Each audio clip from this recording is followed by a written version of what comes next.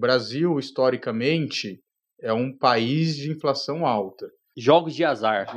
E jogos de azar aumentou 12%. 0,12 ou 12? Não, 0,12. Tá num momento legal pra gente falar nos prêmios do crédito privado. O mercado de crédito privado tá com muito prêmio. A gente tá fazendo a festa. Seja muito bem-vinda, muito bem-vindo a mais um episódio do Ouviu Investiu, o podcast da Sacre IPCA, como investir para ganhar da inflação. Esse é o tema do episódio de hoje. Eu tô à frente aqui do barco, o Blanco não vai poder participar, mas estou na companhia aqui também do Thiago Tavares, head de produtos da Sacre. Tudo bem, Tavares? Tudo, contigo. Beleza, já é terceira vez já aqui também.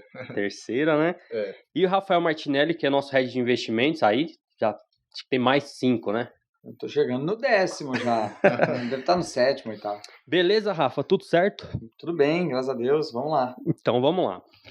Antes de começar aqui, pessoal, deixa eu passar os recados, né? Lembrando que hoje, então, vou reforçar aqui o assunto é IPCA. Vamos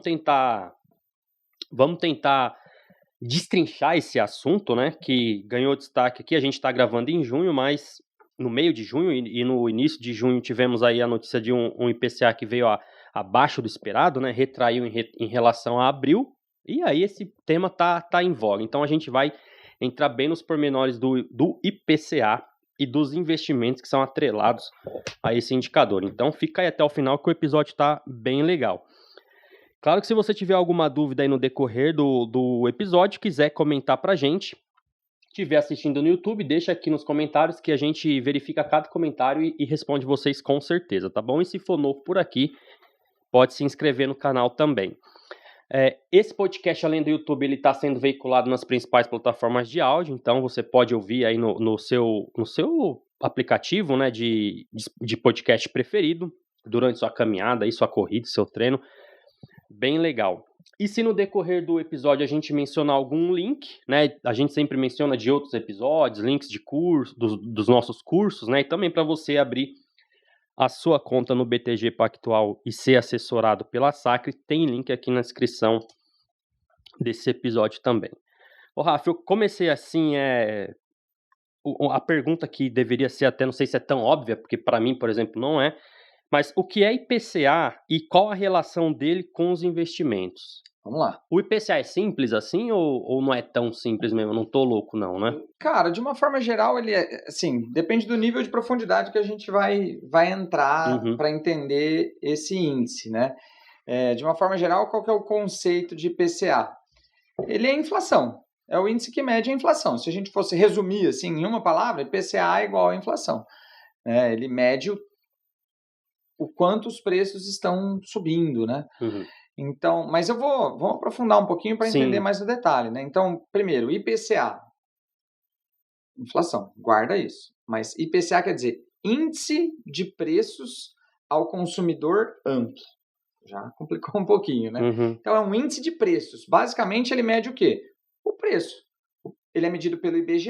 O pessoal do IBGE vai todo mês no supermercado, no posto de gasolina, vai ver preço de passagem aérea, vai ver uma cesta de consumo de itens, uma cesta onde eles tentam caracterizar de forma que fique muito relacionada ao que o consumidor amplo brasileiro, ou seja, nós, de uma forma geral, o brasileiro, de uma forma geral, consome. Então, é a cesta de consumo do brasileiro, de uma forma geral, medido mensalmente pelo IBGE, divulgado, na verdade ele é divulgado quinzenalmente, mas o número oficial é mensal, né, porque tem o IPCA e o IPCA 15, né, então o IPCA 15 é uma prévia do IPCA do mês que vai ser lançado. E normalmente a gente fala sobre o IPCA olhando uma janela de 12 meses, né, então o acumulado de 12 meses, né, ou o IPCA do ano. Então você vai, o IPCA de 2022 foi tanto, então é o IPCA acumulado, essas 12 medidas de IPCA ao longo do ano de 2022, dos 12 meses, você chega na inflação ali desse período, né? Então, a inflação... E aí, o que é a inflação, né? Também é um ponto importante entender. O que é a inflação? A inflação, ela vai mostrar para a gente um aumento generalizado e persistente dos preços, né? Porque, por exemplo, às vezes a gente pode ter um aumento pontual em alguma coisa, vamos pensar, sei lá, vou falar de uma forma hipotética aqui, tá? Vamos pensar que aqui no Brasil o Brasil é muito dependente da produção de arroz de uma região do sul do Rio Grande do Sul, por exemplo. E aí acontece um desastre ambiental lá, chove muito, ou uma enchente, e aí perde-se metade da produção de arroz daquela região. E aí o preço do arroz pontualmente sobe. E aí, poxa, durante algum período a gente tem um desabastecimento, o preço sobe, mas aí os supermercados começam a importar de outros lugares e o preço cai de novo. Então isso não vai gerar uma inflação relevante. Por quê? Porque é um aumento pontual. Agora a gente pegar uma situação persistente, então o preço do arroz sobe e fica lá em cima. Aí isso vai gerar inflação. Então a inflação ela é um aumento generalizado e persistente do preço. Isso gera inflação. Agora não, começaram a vender um único item ali mais caro e no mês seguinte ele já caiu. Isso acaba não sendo pego ali na medida do IPCA. E o IPCA mede uma cesta, né? Então até trouxe aqui uma anotação, porque eu não ia conseguir trazer isso decorado. Sim. Mas são 9 itens que são avaliados vamos dizer assim, num peso, buscando sempre que isso seja o mais parecido com a vida do brasileiro. Então, por exemplo, os 9 itens: alimentação e bebidas, habitação, artigos de residência, vestuário, transporte, saúde e cuidados pessoais, despesas pessoais, educação e comunicação. Só que todos têm o mesmo peso? Não. Quem vai ter o peso mais relevante é alimentação e bebidas. Vai ter 23% do peso dessa cesta. Depois, por exemplo, a habitação é 15%, transportes é 19%. Então, só nesses 3 já foi, quase mais de 50%. Então, vão ter itens que pesam mais. Então, energia elétrica é um negócio que pesa muito no IPCA. Gasolina pesa muito no IPCA. Né? A cesta básica pesa muito no IPCA. Ele, de certa forma, então, ele assim, é claro, né? Isso é muito interessante para quem é de mercado, economista, enfim, de analisar item por item, né? No geral, para a gente, o que importa é a cesta como um todo, né? Aí vai ter assim, depende da tua faixa de renda, Ângelo. Né? Se a gente for olhar, por exemplo, uma família de com menor poder aquisitivo, cara, um aumento em alimentação e bebidas, vai impactar diretamente no orçamento dessa família. Por quê? Porque alimentos e bebidas representa uma fatia muito grande, mais de 23%, né, que é aqui o que está colocado na descrição do IPCA, mas vai representar mais de 23% do orçamento dessa família. Então, se eu tenho um aumento em alimentos e bebidas, penaliza essa família. Agora, se eu pensar uma família, né, muito rica, tem muito dinheiro e tal, subiu muito o preço de alimentos e bebidas, mas alimentos e bebidas representam 1% do orçamento dessa família, então não impacta muito. Então, por isso que, normalmente, né, muitos economistas falam que o IPCA, a inflação, de uma forma geral, ela penaliza muito mais as famílias de menor poder aquisitivo. Então, a gente tenta, e é obrigado a falar de uma forma generalista, porque só tem um indicador, um índice, né? Mas ele afeta as famílias de uma forma um pouco diferente. Ele não é perfeito, né? Nem teria como ser perfeito, porque cada um aqui tem uma realidade diferente. E consome diferente, né? Exato. Ele, claro, né? Tem toda uma metodologia do BGE, eu acredito que circulam no Brasil inteiro, né? Sim. Você já viu em capitais, algum agente? Na verdade. Capitais. Aqui isso que eu ia falar, eu nunca vi alguém do IBGE no mercadinho lá, anotando. Aqui a gente mora numa cidade do interior, né? Não são em todas as capitais. Exatamente, não são todas as capitais. Eu tava lendo, olha só, aqui é só uma curiosidade, tá? Pra quem estiver ouvindo. Ô, Rafa, você faz aposta? Vocês dois fazem apostas online? Às vezes Dessas bet aí, né? Sim. Ó, que curioso, pessoal. Eu tava lendo, quando saiu o IPCA de maio, ele saiu 0,23%. Aí eu comecei a ler as notícias lá, né? Que a gente até ia noticiar aqui também pela Sacre. E nesse item aí de consumo pessoal, eu não sei se é item que fala, né? Entendi a tua pergunta já. Ele tem essa divisão aí, despesas pessoais, e dentro de despesas pessoais tem um item que chama jogos de azar. Jogos de azar. E jogos de azar aumentou 12%. 0,12 ou 12? Não, 0,12 em Mas maio. é que 0,12 no IPCA mensal é relevante, né? Foi uma alta relevante. Então, brasileiros, vocês estão apostando mais, hein, pessoal? Mas foi a primeira vez que eu vi. A hora que você falou dos jogos de azar, eu imaginei que você ia falar sobre isso, porque a hora que eu tava lendo o relatório desse IPCA, eu brinquei com o pessoal do escritório. Eu falei, pessoal, vamos parar nas bets. Vamos parar nas bets. Que tá batendo no IPCA, né? Eu coloquei aqui o que o IPCA tem a ver com a taxa Selic. Não sei se você quer aproveitar e já falar também. Podemos, vamos lá. Acho que tem muito a ver, né? Na verdade, assim, a inflação, de uma forma geral, ela não é boa se ela for zero ou negativa, e ela também não é boa que seja muito alta, como foi, por exemplo, no final do ano passado, que ela passou dos 2 dígitos, ali chegou até próximo de 12%. A inflação ela é boa num nível baixo e controlado. Né? Por isso até existe uma meta de inflação, né, que é definida pelo Conselho Monetário Nacional, o CMN. Hoje a meta brasileira no ano de 2023 está em 3,25%. Então, o cenário ideal é que ela fique oscilando próxima desse número. Né? Por muitos anos aqui no Brasil ela ficou na casa de 4, 4,5%, né, que é um número bom para países emergentes. Assim, historicamente, olhando países emergentes, esse número de 4, 4,5% funciona bem. Mas aí o Brasil deu uma animada, falou, não, vamos dar um passinho, né? Vamos tentar avançar nesse quesito. E aí começamos a cortar a meta de inflação e hoje ela está em 3,25%, ano que vem ela está em 3%, inclusive esse mês tem reunião do CMN, até um assunto que está em pauta, se o CMN vai mexer na meta ou não. Mas então é importante entender isso, porque às vezes a pessoa pode pensar, bom ia ser deflação. Não, deflação é ruim também. Não, então inflação muito alta é ruim também. Então bom é inflação baixa e controlada, né? 3%, 4% são números relativamente bons aqui para o Brasil, para a economia brasileira. Não assusta, né? Você falar 3, não assusta. Não chega a assustar, né? 3% de inflação. 3 para o Brasil é um número ótimo, excelente. Até assim, pessoalmente falando, até acho que é um número até ousado. Acho que o 4 é um número mais para a realidade brasileira.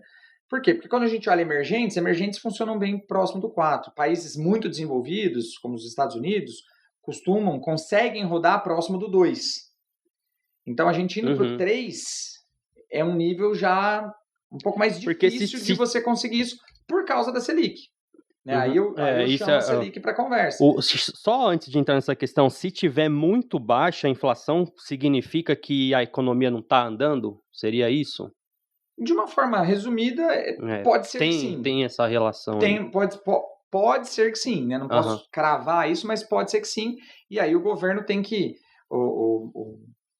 O Banco Central tem que incentivar o mercado, né? Tem que jogar dinheiro na economia para que a economia cresça. Né? Gira aí, né? Que é o oposto do que nós estamos vivendo hoje. Então, com uma meta de inflação muito baixa, como a gente é um país emergente, para que a gente consiga ter uma meta de inflação muito baixa, eu tenho que colocar um remédio amargo, que é o juro alto. O juro alto derruba a inflação. A gente está, inclusive, né, vendo nesse ano isso acontecendo. Né? A gente está com a taxa Selic próxima dos 14% e a inflação vem vertiginosamente caindo, buscando a meta. Mas isso é negativo por quê? Porque daí bate no PIB. Né? Porque com o juro muito alto, a economia gira menos, né? É uma política monetária contracionista, restritiva, justamente para que a economia gire menos e a inflação caia. Mas aí isso bate no PIB. Né? E aí vai bater no PIB, vai bater em desemprego, arrecadação, vai bater em outras coisas. Então é um assunto assim, eu tento simplificar ele aqui, mas dá para aprofundar e ele é relativamente complexo. Mas basicamente o que o IPCA tem a ver com a Selic? Se o IPCA está baixo, o Banco Central vai cortar a Selic para incentivar o mercado. Se o IPCA está alto, o Banco Central vai subir a Selic para segurar, para frear o mercado. E qual que é o cenário ideal? A inflação controlada e a Selic num nível que a gente chama de juro neutro. Um juro que nem incentiva a economia, nem freia ela. Mas aí é meio utópico, né? É difícil conseguir isso porque tem várias outras variáveis envolvidas. E aí, até o que isso acarreta para o investidor, né, Tavares? Você que lida muito com os produtos aí, se a gente chega num cenário tópico desse com juro neutro, como que um investimento faz sentido, né? Como que é possível ter um juro real com um juro neutro, né? Não sei se eu... É possível ter um juro real no seu investimento num país que tem juro neutro? Sim. Só que o juro real nesse cenário provavelmente vai ser um pouco mais baixo do que o juro real que a gente tem hoje. Né? Uhum. Ô, Tavares, eu coloquei aqui até um asterisco, né? Como a inflação afeta o investidor que não tem assessoria, né? Porque o que tem assessoria, o investidor que está bem assessorado não tem esse risco, né? Sim. Como que isso funciona? Tem vários impactos, né? Eu acho que um deles você acabou comentando agora há pouco, a questão dos juros real e dos juros nominal. Tem muito investidor que ele fica focado em ter aquela famosa taxa que, como a nossa Selic hoje está em 13,65%, a gente consegue estar entregando essa rentabilidade para ele aí tranquilamente no período de um ano. Mas se a gente for puxar um histórico ali, que dos um ano atrás... Não vai estar assim para sempre também. Exatamente. Né? E quando o nosso IPCA chegou a bater ali na casa dos 2 dígitos, aquele retorno ali de 13,65, teoricamente seria um retorno meio que falso para o cliente, né? E por quê? Você teve um retorno de 13,65, mas você estava com o IPCA ali na casa ali acima dos 10%. Qual foi o seu juros real naquele período? Entendeu? Fazendo uma continha de padeira aqui, vamos supor que foi 3,5%. Entendeu? Por quê? Uma parte do seu ganho nominal que você teve ali, ele foi meio que corrido por conta da inflação, né? Então, a gente sempre tem que fazer uma boa gestão da carteira do cliente, também pensando nessa questão do próprio IPCA, porque o IPCA, se ele estiver muito alto, ele vai acabar pegando aquele juros nominal e o seu juros real vai ser baixo. Entendeu? O importante é você ter um juros real, entendeu? Que acaba fazendo sentido para o cliente também. Né? Então, o próprio IPCA ele acaba tendo esse impacto dentro dos investimentos dos clientes. Tem uma brincadeirinha que eu faço sempre, que é o seguinte. Eu costumo falar que a carteira de investimentos, a rentabilidade do investidor, ela está o tempo inteiro apostando uma corrida contra a inflação. Constantemente. 24 horas por dia, 365 dias por ano. E ela precisa vencer essa corrida. Né? Então, não adianta nada a minha carteira ter rendido 10 no ano se o IPCA foi 15. Mas 10% é um rendimento bom no ano. Tá, mas você perdeu 5% de poder de compra. Então, a carteira de investimentos, ou investimento, qualquer investimento que qualquer pessoa for fazer, é importante lembrar disso, levar isso em consideração. Né? Eu tenho que ganhar a corrida contra a inflação. Por quê? E aí, para entender esse conceito, é importante entender o conceito de poder de compra. Né? Então, o meu poder de compra tem que crescer. Não adianta só, eu tinha R$1.000, agora eu tenho R$1.100. Mas esses R$1.100 hoje compram menos coisas, menos bens e serviços do que os R$1.000 que eu tinha um ano atrás. Por quê? Porque provavelmente os preços subiram mais do que a minha carteira subiu. Então, minha carteira subiu 10, mas os preços subiram 15. Então, eu consigo comprar menos coisas. Eu não posso perder poder de compra. Então, quando o Tavares falou assim, a rentabilidade vai ser corroída. É isso. Né? A inflação corroendo o teu poder de compra. Né? Você tem que ganhar da inflação. E tem uma questão, tem até para a gente poder finalizar esse debate aqui, que eu sempre gosto de ver o IPCA, porque a gente tem um índice ali e tal, que o próprio IBGA acaba soltando ali mensalmente, mas a gente tem que fazer a conta também que o próprio IPCA ele acaba sendo muito individual. Como assim, Tavares? Se a gente pegar uma família, por exemplo, que acaba não consumindo muito, por exemplo, o carro para poder ir trabalhar, né? Então, o que vai acontecer? Aquela questão dali, tiver um aumento ali no preço dos combustíveis, não vai ter um impacto muito grande para aquela família. Por quê? Porque ele não usa o carro para poder trabalhar. Às vezes ele mora perto do trabalho, entendeu? Então ele consegue... Tipo você. Exatamente, tipo eu. Por exemplo, eu moro muito perto, eu venho a pé pro meu trabalho. Ui, velho. Que bênção. Então, o que acontece? Se o governo chegar lá, a gente aumentou o preço da gasolina, do combustível, em não sei quantos %. Vamos lá, vamos supor que deu R$1,50 de aumento no preço da gasolina por litro. Para mim, não vai ser um impacto muito grande, porque eu só uso o carro nos finais de semana. Então, o que acontece? Aí, quando você pega, por exemplo, já uma família de alta renda, vamos dizer que o governo teve uma tributação maior, por exemplo, em vinhos, em bebida, uísque, algo assim, que a família de alta renda acaba usando muito. O que vai acontecer? O IPCA dele... Bens de luxo. Bens de luxo, exatamente. Eu nunca sei quais são esses bens de luxo, mas vamos lá, vamos seguir o raciocínio aqui. Mas o IPCA dele, às vezes, tende a ser maior do que o próprio IPCA divulgado pelo IBGE, entendeu? Uhum. Então, essa questão do IPCA tem o número ali do próprio IBGE que é divulgado mensalmente, mas as famílias têm que ver também qual que é o seu verdadeiro IPCA, porque a gente não sabe qual que é a cesta, qual é o produto que ele está consumindo ali, que ele acaba consumindo muito durante o mês. Se aquele produto que ele utiliza muito tiver um aumento generalizado, às vezes o IPCA dele pode ser até maior do que o IBGE está sendo divulgado. Tá divulgando. Isso legal, hein? Isso aí que eu ia falar. Você tem o seu IPCA já desenhado, Rafa? Eu sigo do IBGE mesmo. Isso aí é bem difícil de fazer. Não é impossível, mas não é simples também. Você teria que ter um controle muito na unha ali do consumo, tá doido. do orçamento da tua família, né? É algo difícil de ser feito. Assim, poucas pessoas vão fazer dessa forma. Tá, eu vou pedir pro Tavares explicar um conceito aqui que ele falou, né? Esclarecer essa questão que é o juros nominal e o juros real, porque o Rafa, ele tem um curso, pessoal, aqui na Sacre, que é de renda fixa avançado, né? Invista em renda fixa como profissional e tenha ganhos de bolsa. Eu fiz seu curso, tá, Rafa? Já terminei, eu fiz em uma semana. Oh, que bom. E a renda fixa, para mim, é a mesma coisa que olhar branco. Sabe, eu não me entra na cabeça. E aí eu fiz e vou ter que fazer de novo algumas aulas. Bom para explicar para todo mundo, que as aulas ficam disponíveis, né? Sim, Dá para assistir quantas vezes quiser. E vamos deixar o link aqui também, tá, pessoal, no episódio, para você conhecer o curso do Rafa, que tá muito bom. É muito bom o curso. É que é comigo, né, a renda fixa. Muito de renda variável e derivativo e, enfim.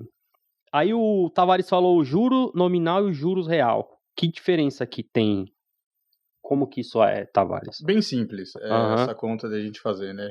Vamos supor que eu fiz um investimento numa taxa pré-fixada, 14% num ano.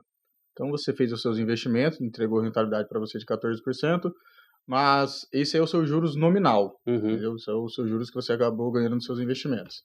Aí vamos dizer que a gente teve num ano uma inflação ali de 10%. Na verdade, o seu ganho real mesmo, tá? Fazendo uma continha de padeira aqui bem simples, seria de 4% o seu ganho. Por quê? 10% foi corrido por conta do IPCA. Você perdeu um poder de compra ali de 10%. Esse seria o seu ganho real, né? O seu juros real. Você ganhou um poder de compra de 4%. De 4% somente, porque 10% a inflação entregou para a inflação, exatamente. Né? Tá, então aproveitando, pessoal, valeu, obrigado pela explicação, Tavares. Se você teve algum tipo de dúvida aqui, a próxima pergunta ela é bem, eu acho que é avançada, tá, Rafa? Então, se até aqui você teve algum tipo de dúvida, comenta pra gente aqui no YouTube. E eu tô muito feliz, Rafa, porque tá chegando uns comentários bem legais, assim, em relação ao podcast e também o e-mail, né, que o pessoal sempre responde, falando que tem ajudado muito, principalmente esses assuntos de renda fixa. Então, se você tiver algum comentário, pode deixar aqui no YouTube, né, nos comentários, ou manda pra gente nas redes sociais da Sacre, que eu esqueci de falar no começo do episódio, sabia que estava esquecendo alguma coisa, mas não sabia o que era. Siga a Sacre nas redes sociais, @Sacre Investimentos, né, com S no final, e a gente tá online no Instagram, no LinkedIn também, no TikTok, compartilhando conteúdos ricos sobre investimento e mercado financeiro praticamente todos os dias, e tem também o nosso blog sacre.digital, onde está cheio de artigos lá, incluindo de renda fixa, para você ler também e aprofundar os seus conhecimentos sobre esse segmento aí dos investimentos. Ô Rafa, pelo que eu entendi, eu coloquei essa pergunta aqui porque para mim parece um negócio meio óbvio, né? Se é a Selic que controla a inflação, o IPCA, é melhor eu tacar a Selic, na minha cabeça, tá? Mas não tô cravando isso. Então o que eu pergunto aqui é melhor investir em produtos IPCA+, ou apenas no Tesouro Selic? Vamos lá. Eu vou responder essa pergunta 2 vezes, de 2 formas diferentes. Uma forma um pouco mais simples e uma forma um pouco mais avançada. Na forma simples, a gente teria que pensar em 2 óticas. Qual que é o objetivo desse investimento? Se for um objetivo de uma reserva de emergência, ou esse dinheiro está provisionado para uma utilização de curto prazo, é Tesouro Selic. Por quê? Porque o Tesouro Selic não vai ter o risco de mercado, né? Oscilação no preço. Você vai ter uma previsibilidade muito boa de quanto dinheiro você vai resgatar no momento do resgate. Independente seja daqui a um mês, daqui a 6 meses, daqui a um ano, né? Então, para prazos curtos ou para reservas, Tesouro Selic, ponto. Não tem nem olha para o Tesouro IPCA, Tesouro Pré, é Tesouro Selic. Agora, se você vai fazer um investimento e o teu prazo de utilização desse recurso é casado com o vencimento do título, por exemplo, vou fazer um investimento para, sei lá, pra trocar de carro daqui a 2 anos. Tenho esse objetivo, o dinheiro está guardadinho para isso. Aí é interessante eu comprar um Tesouro IPCA com vencimento casado, ou seja, estamos hoje em 2023, eu comprar um Tesouro IPCA 25, que vence em 2025, aí o Tesouro IPCA ele passa a ser mais interessante, tá? E aí, indo para a parte um pouco mais avançada da resposta, né? Os porquês, né? Os porquês, exato. Quando a gente olha dados históricos, os títulos do Tesouro IPCA, historicamente, rendem mais do que os títulos do Tesouro Selic. E aí, os mais longos, né, um Tesouro IPCA mais longo, de vencimento mais longo, rende ainda mais. Né? Então vamos sair comprando Tesouro IPCA longo? Não. Não. Por quê? Aí tem que ouvir nosso podcast lá que a gente falou de marcação ao mercado, que a gente de duration, né? Porque o título mais longo vai ter um risco de mercado, vai oscilar. Se eu resgatar esse dinheiro antes do prazo, pode ser que eu tenha uma surpresa negativa, ruim. Né? Então eu estou me expondo a um risco de mercado. Só que se eu resgato no vencimento, beleza, por isso chama renda fixa, porque na data do vencimento eu sei quanto eu vou receber. IPCA mais um prêmio, né? IPCA mais X%. Então, a resposta é essa, né? Depende do objetivo de investimento. Reservas de emergência, reserva de oportunidade, dinheiro provisionado para utilização no curto prazo, sempre pós-fixados, no caso Tesouro Selic. Agora, um dinheiro com data casada com o vencimento do título ou para especulação, ou seja, eu entendo o risco de mercado e acho que o mercado vai se mover ao meu favor. Aí o Tesouro IPCA é mais interessante. Vai ser estratégico mesmo ali, né, no aporte do IPCA+, né, no caso. Para quem tem o conhecimento de marcação ao mercado, sim. Mas eu não tenho conhecimento de marcação ao mercado, mas o meu vencimento é casado, pode usar o Tesouro IPCA sem medo. Só uma questão também, Rafa, a gente gravou um episódio, pessoal, quem quiser, eu vou deixar o link desse episódio aqui, só sobre o Tesouro Selic, né, da poupança ao Tesouro Selic, não só sobre o Tesouro Selic. Nesse caso aqui dessa pergunta, tanto o IPCA+, quanto o Selic são títulos do governo, né? Sim, aqui no que a gente comentou até agora, sim, mas você vai encontrar títulos IPCA de bancos, você vai encontrar títulos IPCA de empresas, né, de debêntures, CRIs, CRAs. Então, dentro de todo o leque da renda fixa, você vai encontrar títulos IPCA+. O mais comum e os mais movimentados são os títulos do Tesouro. Mas, para quem já tem um conhecimento um pouco mais avançado, entende um pouquinho do risco de crédito, quer comprar um título privado porque é isento ou porque tem um prêmio maior, existem bons títulos no mercado também. Tem o fator IPCA. O IPCA aqui, no caso, é o benchmark, né, que fala. Independente se é título do governo, se é CDB. Nos títulos IPCA+, ele vai ser a parcela... A gente fala que ele é um título híbrido, né? Por quê? Porque ele tem uma parcela pós-fixada, que vai render junto com o IPCA, e uma parcela pré-fixada, que vai render fixa, né? Vai render definido ali com a minha taxa de compra. Então, por exemplo, se eu comprei um título IPCA mais 5, e o IPCA do ano foi 5, meu título vai render 10 e pouquinho. Mas e se o IPCA for menos 1? Meu título vai render 4. Menos 1 mais 4. Então, a minha rentabilidade vai depender dessa oscilação do IPCA. Dessa parcela. E aí eu sei que ali faz uma composição de taxa, né? Não é uma soma das taxas, porque eu assisti no seu curso. Que orgulho. Tá vendo, pessoal? O curso é bom, Por isso que eu falei, percebam. Eu falei IPCA mais 5 e o IPCA é 5. Eu falei, vai render 10 e pouquinho, não vai render 10 cravado. Porque é juros sobre juros. Aí tá no curso a explicação. Tem toda uma questão. Tavares, aí, como investir, então, para bater a inflação sem errar, né? E se eu investir? Coloquei até que, e se eu investir e a inflação cair? O Rafa já respondeu a pergunta ali, né? Mas que nem, por exemplo, para a gente investir sem errar no IPCA, é até importante assim a gente falar, né?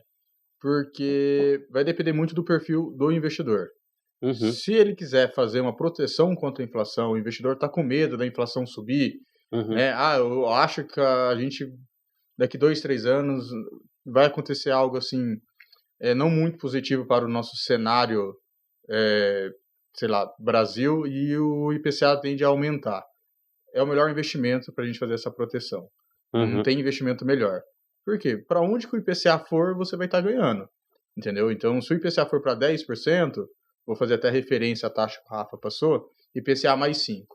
Se a inflação for 10, você vai ganhar 10 da inflação, mais 5 ali do seu título que você está comprando naquela parte pré, você vai ganhar 15 e pouquinho ali, né?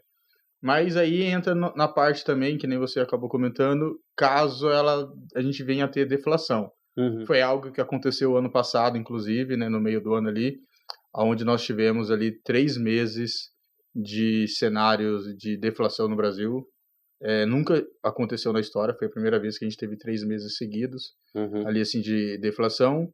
Dependendo dessa taxa que a gente teve de deflação e dessa taxa ali que você tem ali do IPCA mais 5, IPCA mais 6, pode ser que nesse curto espaço de tempo ali você venha a ter uma desvalorização dos seus investimentos. Entendeu? uhum, Então, esse é um cenário que quando você investe em IPCA e a gente tem uma deflação em um mês, entendeu? E se ela vier forte, pode ser que você tenha. Mas, assim, Brasil, historicamente, é um país de inflação alta. Se a gente puxar os últimos 10 anos, dá para contar com os dedos e só nos dedos da mão e sobra dedo ainda os meses que a gente teve deflação. uhum. Assim, foram No ano, né? num ano, No ano, assim, se a tá. gente Um puxar ano, os últimos Nos meses. 10 anos, nos Ano de meses. deflação a gente Nunca teve. Nunca Nos teve. meses. Nos meses. Nos meses dá para você contar nos dedos da mão e sobra dedo ainda. Sim, foram bem pontuais mesmo, foram janelas bem específicas e recentemente ali, o ano passado, a gente teve essa questão da deflação. O Rafa até comentou que ela é feita uma cesta de produtos que acaba determinando esse IPCA. O que puxou o IPCA para baixo no ano passado foi a redução do ICMS nos combustíveis. Querendo ou não, isso acabou trazendo o IPCA para baixo.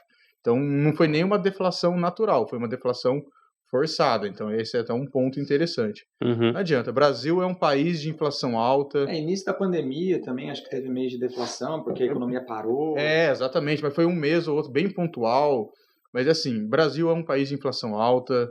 Eu falo até pro Rafa que, para mim, eu acho que título atrelado IPCA, eu acho para quem quer fazer investimento assim com um prazo longo, não no curto prazo, igual o Rafa comentou, mas com um prazo longo, eu acho que é um ativo que o investidor tem que ter em carteira. É o que a história mostra.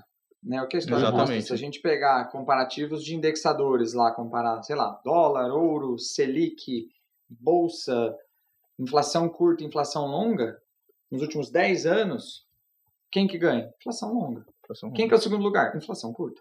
Exatamente. Lógico que vai ter sempre do perfil do próprio investidor, né? Então, sempre fazendo aquele manejo de risco. Então, uhum. porque se a gente for olhar Nesse caso o aqui, ano, né, ela não vai ganhar todos os anos. Todos Mas os quando anos. você olha janelas longas, historicamente, são os títulos de melhor rentabilidade. ela tá na frente. Nesse caso aqui, então, Tavares, se cair a inflação, calma, né? Não, pode ficar tranquilo. No pior das hipóteses, fale com o seu assessor. Fala com o seu assessor, Uhum. o assessor aqui da Sacre, que eles vão passar ali para você as melhores informações, entendeu? É pontual, então pode ficar tranquilo, porque deflação no Brasil, em um ano, a gente nunca teve. Então, Ô, Rafa, o mercado precifica bem essa visão de inflação, né? Dificilmente vai pegar alguém desprevenido, assim, do dia pro outro, né? Cara, o mercado ele não negocia inflação. Uhum. O que o mercado negocia é juros. Mas o que mais afeta, dentro de todas as variáveis que vão impactar ali nos juros, me arrisco a dizer que a inflação é a mais relevante delas. Uhum. Né? Então, o mercado de juros, que hoje, inclusive, no Brasil é o mercado mais líquido negociado na Bolsa aqui do Brasil, né? Que é o mercado de DI, que são os contratos de depósito interbancários, né? Ele é muito impactado pela inflação. Então, a gente até comentou no início aqui do podcast, né? Pô, acabamos de sair de um dado de inflação divulgado recentemente, muito bom, né? A inflação veio abaixo do esperado. O que acontece? O mercado de DI cai. E isso, o mercado de DI cai, ele, de uma certa forma, sinaliza e pressiona o Banco Central para que os juros caiam, né? E no caminho contrário, pô, os dados de inflação estão vindo fortes, o mercado começa a negociar altas na Selic. E isso pressiona para que o Banco Central suba a Selic. Investir em IPCA, produtos IPCA+, é avançado?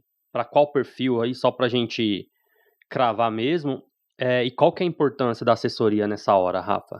Bom, eu acho assim, uma coisa que é muito, infelizmente é costumeiro, né, a gente vê, é comum a gente ver, é o investidor que ainda não está tão familiarizado com a renda fixa, ele abrir a plataforma, por exemplo, do Tesouro, ou uma plataforma de títulos privados ali da corretora, e escolher o que está pagando a maior taxa. Simplesmente porque acha que a renda fixa é fixa, né? Eu vou resgatar a hora que eu quiser e esse aqui vai render mais.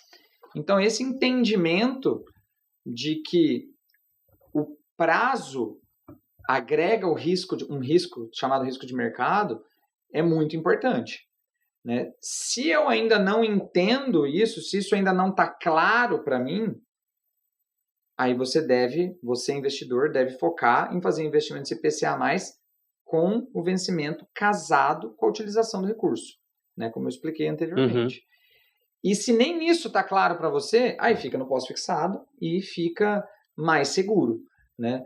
Mas se você tem um assessor ao seu lado, às vezes esses pontos que eu coloquei que podem parecer muito complexos, para o assessor isso é o nosso dia a dia, isso é relativamente trivial para nós, são pontos que nós estamos avaliando diariamente.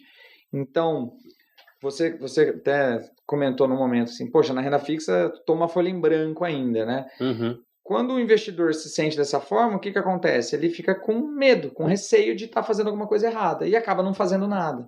Se você tem um assessor do teu lado, ele vai te ajudar a conduzir, você vai explicar, ó, esse dinheiro eu vou utilizar para isso, isso para aquilo, o assessor vai te mostrar, então eu tenho essa opção, ó, pode acontecer isso, isso, isso.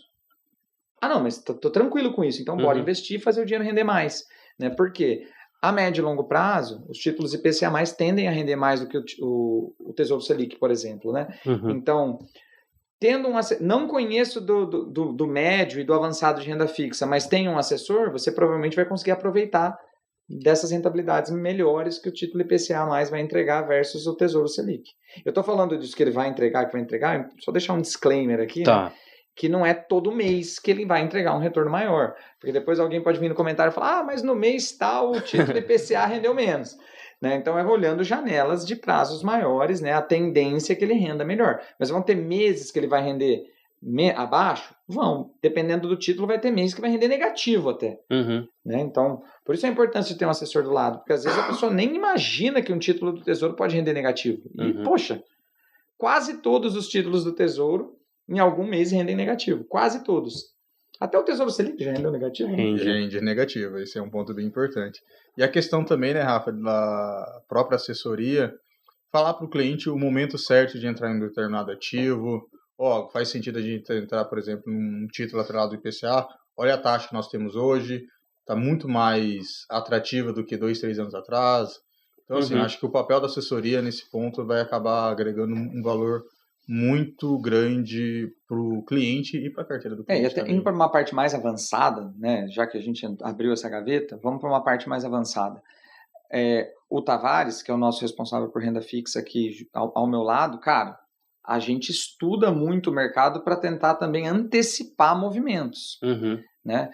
Então, de novo, essa já é uma parte mais avançada, né? Se você está começando agora com os títulos IPCA, talvez eu esteja falando algo um pouco mais complicado que você não entenda. Mas para quem já entende um pouquinho melhor, nós estudamos macroeconomia e olhamos para a curva de juros, né? Para a curva do DI, todo santo dia. Eu olho mais DI do que IBOV, né? Eu nem olho mais Ibov. Não. Se você perguntar em quantos pontos está hoje, eu não sei. Então, a gente olha mais DI do que Ibov, muito mais DI do que Ibov. Para quê? Para tentar antecipar movimentos, né, onde possivelmente a gente tem uma queda, né? A gente fala que é um fechamento da curva de juros. Por quê? Se a curva de juros ela estica, ela vai lá para cima, é uma hora excelente para eu comprar um título pré-fixado ou então um título IPCA mais longo, para fazer um movimento especulativo de um ganho de capital acelerado ali, turbinado, né? Então, inclusive, fizemos muito isso de novembro a março, né? Compramos muitos títulos, obviamente, né? Para os clientes que têm um perfil mais moderado, até mais sofisticado, não para o cliente conservador. Mas eu, na minha carteira, tá recheada de pré-fixados a 14, 15, 16, 17, até 18. Tem IPCA longo, IPCA mais 9, IPCA mais 8, confiando que a curva de juros ia fechar. Hoje, né, 3 meses depois que esse ciclo de fechamento começou, já dá para dizer que a gente acertou bem o timing ali e conseguiu fazer boas alocações. Claro, não sei o dia de amanhã, né? Estamos gravando aqui dia 14 de junho de 2023. Pode ser que o mercado volte na minha cara aqui, né? Tomara que não, mas o nosso trabalho também para o investidor que tem um perfil mais sofisticado, ele agrega muito. Por quê? Porque a gente diversifica o risco da carteira do cliente, ele não precisa só comprar IBOV, S&P 500, dá para comprar juros também e diversificar a carteira através de juros. Legal. Quer complementar, Tavares? No pior das hipóteses, por exemplo, se a gente for puxar aí uns 3, 4 meses para trás, aí a gente tinha títulos públicos, a IPCA mais 6,20, 6,30. Os longão bateram 6,5, 6,60, Pegar um papel desse, levar até 2045 a uma taxa de IPCA mais 6,45 com risco soberano na carteira, garantindo seus juros real ali na casa de 6,45 todo ano, para mim é um dos melhores investimentos que a gente tem. Então, se você tiver uma boa assessoria, você pode ter certeza que você vai ter uma carteira que vai se adequar ali com os seus objetivos. Então, fazer um complemento do Rafa, os títulos IPCA, eles são muito atrativos. Muito atrativos, mas desde que você tenha um bom acompanhamento, desde que você tenha uma boa assessoria, vai te falar qual que é o momento certo de você entrar. Agora não. E até o de sair também. Exatamente, até o de sair também, porque às vezes você coloca um papel desse na sua carteira e o cliente fala assim, mas 2045 é muito longo. Não, mas olha o papel que você tem aqui na carteira, olha a qualidade que você tem aqui de taxa, né? Eu estou falando de qualidade de taxa. Se a gente for sair antecipadamente desse papel, entendeu? Vamos supor no fechamento de curva, o título público esteja ali pagando IPCA mais 5, sendo bem, vamos dizer assim, bem realista assim, com os números. Você tem um papel na sua carteira com o mesmo prazo de vencimento pagando IPCA mais 6,5. O que vai acontecer? O seu título vai se valorizar no mercado. Então, na hora de você vender esse título, você vai vender ele bem mais caro do que você pagou, entendeu? E do que o preço que você tem hoje em carteira. Então, isso a gente chama de gestão ativa. Então, é um ponto importante que muitos fundos de investimentos fazem isso, muitos gestores, entendeu? E a gente acaba fazendo aqui também para os nossos clientes. Tá, legal. Nesse caso, Tavares, ele é o IPCA do 6,5, tá? Ele é o IPCA, só para título de exemplo, tá, pessoal? Se você está pensando em aportar em algum título desse, ele é o IPCA mais 6,5 por ano. E aí eu ouvi lá no curso do Rafa que ele pode ter um pagamento de juros, isso pode ser antecipado também, né? Pode. A gente tem 2 papéis. Tecnicamente, como que pode operar esse título, Tavares? Eu posso entrar agora, sair antes do vencimento, receber juros antecipados? Explica pra gente bem certinho. Vamos lá, então. A gente tem 2 papéis, tá? Isso falando do Tesouro, que são o título IPCA, são as NTNBs principal e a NTNB normal. Qual é a diferença dos 2 papéis? A NTNB principal é que você compra ali IPCA mais 6,5 e você vai levar esse papel até o vencimento e você não vai receber nenhum juros. Então você vai resgatar tudo no final, ou se você quiser resgatar antecipadamente, você consegue também. Já a NTNB tradicional, né, é a que paga juros semestral para o investidor. Como que funciona esses juros, né? Então é uma taxa fixa ali de 6% ao ano, pago semestralmente, tá? Então, não é, uma taxa de 6 significa que eu vou receber 3% ao semestre. Não, a conta não é assim, por conta dos juros compostos, tá? falando aqui um pouco De forma tecnicamente. simplificada, daria ali 2,9 tá. Aproximadamente, tá? Então, assim, a cada 6 meses você vai... Em junho e dezembro, seria isso? Maio e novembro. Vai depender muito do vértice. Tá. Se for número ímpar, você recebe numa determinada data. Se for número par ou vencimento, você recebe em outra data. Uhum. Então, esse é um ponto principal. Até aqui entendido. Aí posso sair antes também, né? Outra coisa. Pode sair antes. Aí é condições de mercado. Tá. Aí é algo que eu falo sempre para os nossos clientes, né? Então, você tem uma condição de mercado. Renda fixa, ela é fixa somente se você levar até o vencimento. Uhum. Vamos supor que naquele momento que você está querendo dar... vamos supor, eu preciso daquele valor que eu tenho ali, porque eu vou comprar uma casa, vou comprar um carro, ou acontecer alguma emergência em casa e eu vou precisar de resgatar algum valor. Quem que vai dar taxa de saída para você é o mercado. Então, tem que ver qual é a condição do mercado. Se a condição do mercado for favorável ao seu papel, né? Então, o que vai acontecer? Você vai ter um ágio dentro dessa operação, você vai ter um ganho financeiro. Como assim, Tavares? Entendeu? Qual seria as condições? Bem simples. Eu comprei IPCA mais 6,5, hoje o mercado está pagando IPCA mais 5,5, significa que está sendo um momento interessante para você sair desse papel. Agora, se as condições do mercado for negativo para o seu papel, qual seria o exemplo?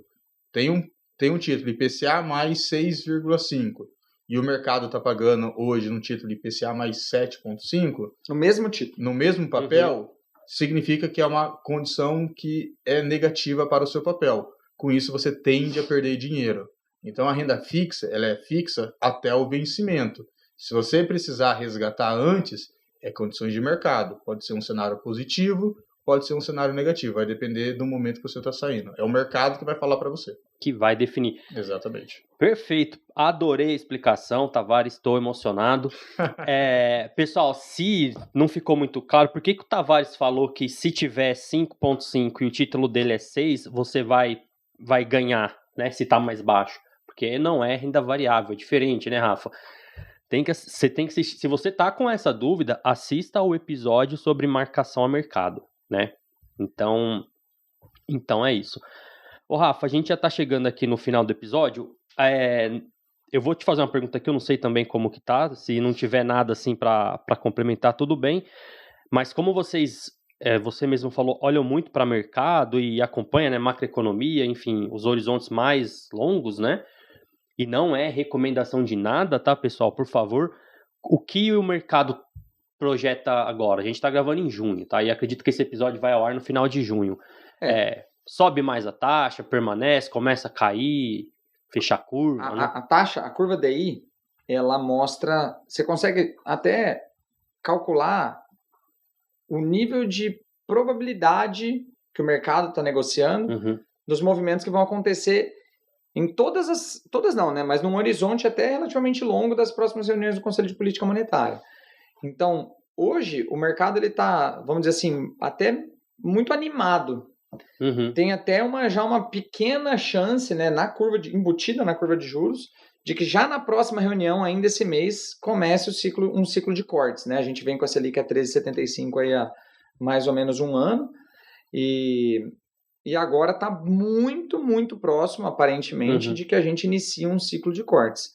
Aí, quando a gente olha para o Boletim Focus, que é, vamos dizer assim, a principal referência do mercado para olhar para a Selic a médio e longo prazo, a gente vê no Focus a Selic terminando ali esse ano, terminando 2023, próxima de 12,5%, terminando 2024 próxima de 10% e 2025 próxima de 9%. Então, um ciclo de queda aí relativamente longo, né? 2026, se não me engano, está no Focus a 8 e alguma coisa, não lembro de cor agora. Mas, enfim, um ciclo de cortes lento e longo. O Banco Central ele nunca faz cortes assim de uma vez, até isso seria nocivo para a economia. Realmente costuma ser uma escadinha, né? Só que tudo isso, Ângelo, já está na curva. Tudo isso que eu estou te falando agora, esses números que eu falei agora, já estão no preço. Como que a gente consegue, de forma avançada, ganhar dinheiro na renda fixa? Além, né? Ter ganhos adicionais. É discordando da curva e acertando. Né? Então, por exemplo, se eu acho que a curva que o Banco Central vai cortar mais a Selic do que os números que já estão no preço. Porque não adianta, isso é uma coisa que eu vejo acontecer muito. A pessoa ir lá e comprar tesouro pré-fixado agora, falando, não, mas a Selic vai começar a cair mês que vem. A taxa do tesouro pré hoje já está nesse preço embutido da curva. Então o tesouro pré hoje já vai não está pagando 14, 13, está pagando 11, 10. Então os cortes têm que ser maiores do que o que já está na curva. Se eles forem iguais ao que está na curva, eu vou ganhar 100% do CDI. Se eles forem um pouquinho menores, mesmo eu pré-fixando antes do início do começo do ciclo de cortes, eu vou ganhar menos que o CDI.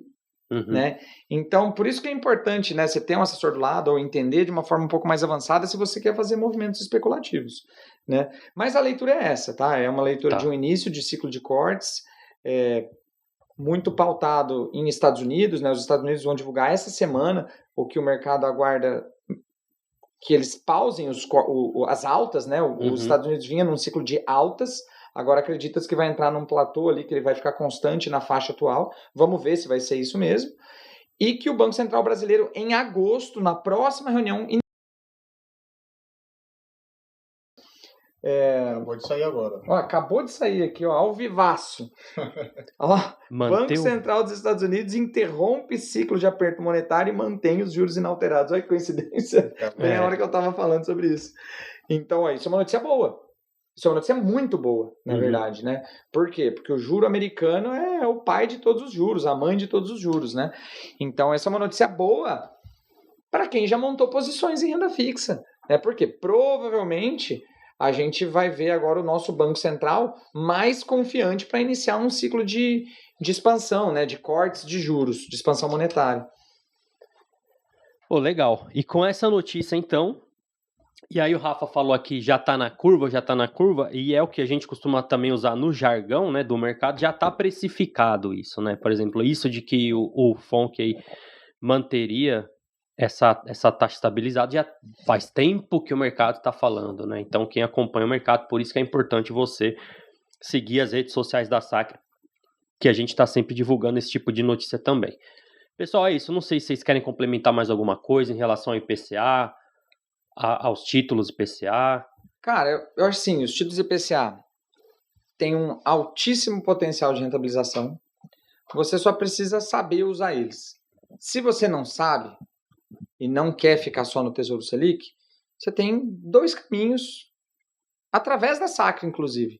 Você pode estudar, através da Sacre Educação, a gente ensina você a fazer esses movimentos e aprender a ler a curva e tudo isso que a gente falou aqui de forma mais avançada. Ou não quero, mas eu quero melhorar minha rentabilidade. Utiliza nosso serviço de assessoria, os nossos assessores são extremamente bem qualificados nesse tema, eu tenho muito orgulho do nosso time, até quando a gente compara com outros escritórios, a gente vê que o nosso time fala muito bem de renda fixa, né? Gosta de renda fixa, entende renda fixa profundamente, né? Então nosso time é muito preparado para atender os clientes no tema renda fixa. Bacana. E eu vou lançar um desafio aqui, cara. Manda aí. Eu acho que até o episódio 100 a gente vai fazer você gostar de renda fixa também. Acho difícil, né? Mas não impossível. Improvável. Eu tenho uma tendência, porque assim, eu amo a renda fixa. Gosto muito mais de renda fixa do que renda variável, né? Pessoalmente falando. Claro que eu estudo a renda variável também, mas se eu tivesse que escolher eu escolheria a renda fixa. E costumeiramente eu vejo que as pessoas que sentam próximas a mim no dia a dia do escritório, o Tavares é um exemplo vivo disso, né? Eu gosto de renda variável, eu gosto de renda variável, eu gosto de renda variável, que a gente começa renda fixa, renda fixa, renda fixa. Hoje o cara nem abre o gráfico do Ibov mais. Tava tirando o CNPI por conta de renda variável, pra você ver como é que é isso. Pois é, agora veja bem. Os livros dele agora, livro de... Só renda fixa. De renda fixa. No meu caso, Rafa, em minha defesa, eu acho que é mais cômodo, né? Eu já sei o que é, eu já sei o que eu faço, já conheço a plataforma. Tanto é que eu tô há pelo menos umas 2 semanas pausado assim. Eu preciso abrir um gráfico da curva de juros para eu olhar esse gráfico. E eu não abro. Abro o dia, é bolsa, mas eu prefiro e até me comprometo a estudar mais, tá, pessoal? Rafa, obrigado então de novo pela participação. Um episódio de novo muito bom, né? Modéstia à parte. E sempre bom quando você participa. Sempre um prazer. Espero ter ajudado aí aberto um pouco a cabeça das pessoas que ainda não olham para a renda fixa dessa forma, ou que às vezes até tem medo de investir na renda fixa de uma forma um pouquinho mais sofisticada, um pouquinho mais elaborada. A gente falou já Tesouro Selic, hoje pegamos bem legal a questão do IPCA. Qual que seria o próximo passo aqui? CDBs? Trazer num episódio aí? Cara, tem uma coisa que eu acho que cabe aqui, reunião de pauta agora. Né? Mas só para já deixar a audiência... aqui. Eu acho que tá num momento legal para a gente falar nos prêmios do crédito privado. O mercado de crédito privado está com muito prêmio, a gente está fazendo a festa. E a gente teve um evento recentemente ali, no começo do ano, que acabou aumentando esses prêmios ali dos créditos do crédito privado. Do crédito privado de uma forma geral, né? Título CDI, título IPCA, título pré de crédito privado. Que acabou puxando esses prêmios lá para cima, então... É um assunto bem interessante. Tá, vamos pôr na pauta então. Tavares, obrigado de novo por participar também, sempre colaborar com a gente aqui. Eu que agradeço o convite. Tá. Pessoal, e você de novo, se teve algum tipo de dúvida, eu acredito que teve, pode deixar pra gente aqui no YouTube ou mandar nas redes sociais da Sacre, @Sacre Investimentos. Obrigado para quem assistiu até o fim. Se você for novo aqui no canal, se inscreve, né? Como eu sempre digo, boleto joinha aí, que é de graça. Acesse também o nosso blog, sacre.digital. Esse episódio, o suprassumo dele com certeza vai estar lá em forma de artigo também, então acesse sacre.digital. E se quiser abrir uma conta no BTG, com a assessoria da Sacre, o time de especialistas aqui do Rafa e do Tavares, o link está aqui na descrição. O mais é isso, até a próxima, pessoal.